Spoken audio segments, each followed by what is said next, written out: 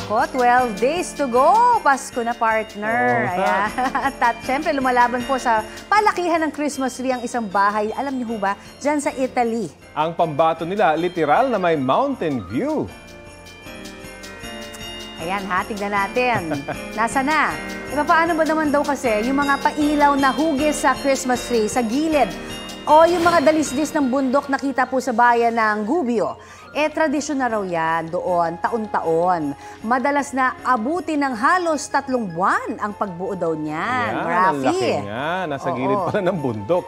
Paniwala ng mga taga-Gubbio, yan ang world's largest Christmas tree. Aabot kasi sa 750 meters ang taas nito. Wow! Ganda! Ang taas. Mga kapuso, para sa mga maiinit na balita, mag-subscribe sa GMA Integrated News sa YouTube.